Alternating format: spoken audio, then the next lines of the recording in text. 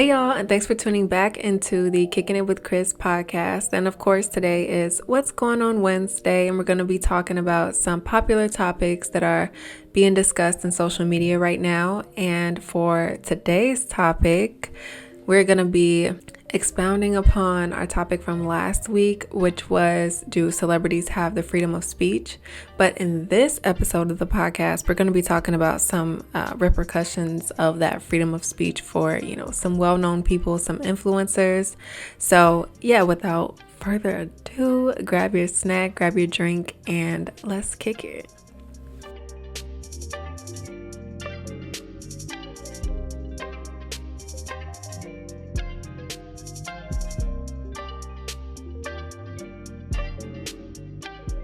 Now, last week we talked about a couple of influencers or people that was well known, and one of them being Ari Fletcher, which she is known for, just having like a likable personality. Also, if you haven't seen part 1, you need to go and watch part 1 so that you can know exactly where I left off. But I'll just give a little brief spiel of what was talked about. So basically, Ari had said that, she basically likes a little bit of aggression in her relationship, and she realized that some of it was toxic. And so she got a lot of backlash for that, but she ended up going on live that same day or immediately after, and she basically said that nobody cares to hear of other people's stories in their relationships. Like, if you've been abused, she said nobody cares. Nobody should care about what you like in your relationship. Whatever happened to you and yours, like, nobody cares. Don't put it under her comments because nobody cares. And basically that just drew up so much backlash because people were saying that she was being dismissive or insensitive to domestic violence victims. And that is, a huge problem. And she basically stirred up a bunch of controversy by her reaction. With that being said, the first big reaction that I saw was from, her name is Apple Watts. And she basically was saying that, Ari has a big head on her shoulders and she needs to bring it back down to reality and humble herself because the things that she's saying, are basically unacceptable. I said it in a very nice way, but that was along the lines of what she was saying. And, it just kind of brings us back to the point of, what are celebrities really allowed to say? And something that I saw today actually made me think about something else in a different light. And so I was on Instagram once again, and I was on the Shade Room, and I saw a conversation happening between Vivica A. Fox, Lisa Ray, who else? Claudia Jordan, and it was someone else. What was her name? Cannot think of her name right now, but it starts with an S. They were having a conversation, and Lisa Ray, the snippet that I saw from the Shade Room was Lisa Ray, and she was explaining that there is a difference between being a influencer and a star/celebrity.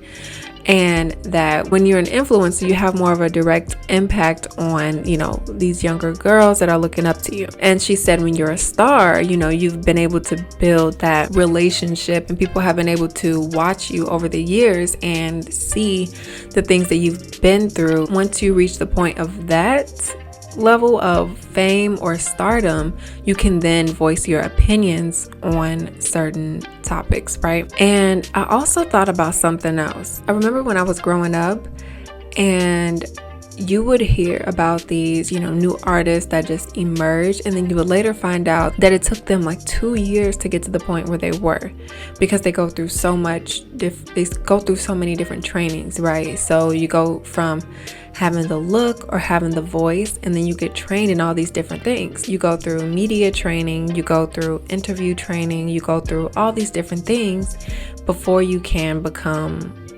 before they launch you, before your record label puts you out there and does all the marketing and everything for you.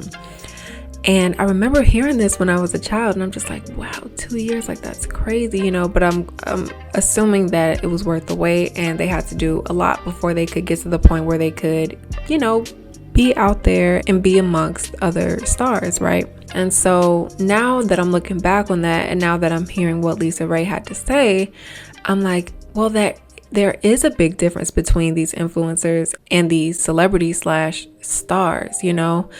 They've had media training versus being a star. It's your whole image. It's your whole brand. It's everything that you do. It's movies. It's interviews. It's red carpet. It's, you know, it's the whole 9 yards. It's the look. It's the fashion. It's everything versus being an influencer. And this is something that we learned in grad school. And I don't mean to get into the whole like marketing aspect of this. We learned that an influencer is someone who has a specialized target or a specialized niche, however you want to pronounce it, but so something that they're really good at, or just whether it's beauty, whether it's entertainment, whether it's fashion, whether it's hair, they have a specific niche. That's how they captivate their audience, and that's how they keep people, you know, engaged with them, because they're known for a particular thing, known for one specific thing. Now, being an influencer and being famous in social media is not the same thing as being a celebrity. And one is more, you know, kind of like grandiose than the next. The glitz and the glamour and everything that comes with that. But there's also that level of like media training. And I think a good example of this, and listen, I know I'm going to get some eye rolls from this, but the Kardashians, they are doing their thing on social media, and they are doing their thing in the media. I mean, they go through things just like everybody else, but for some reason people expect them to be perfect. Even though they do deal with the critiques of not being perfect, they handle it so well. And it's because they're trained in the media, especially Chloe. She's really good at like deflecting questions. And I seen this on TikTok where in media training, they teach celebrities to answer the question that you wish you were asked, as opposed to answering the question that was asked to you. And you know, that's not something that influencers are going to do. They're going to tell you exactly how they feel about something, and they'll deal with the backlash later. And I also think that, you know, celebrities, they handle and things are so different now. Like I remember when I was growing up, magazines were the thing, and watching TV, and everybody watched TV. So if you ended up on the front cover of a magazine for something, it was like the whole world stopped. Everybody knew about it. I mean, your mom, your dad, your kids, your grandma, your grandpa, everybody knew about it. And that was just something it's just so different from right now, where, I mean, yeah, everybody will find out on social media, but it's not the same. It's not the same.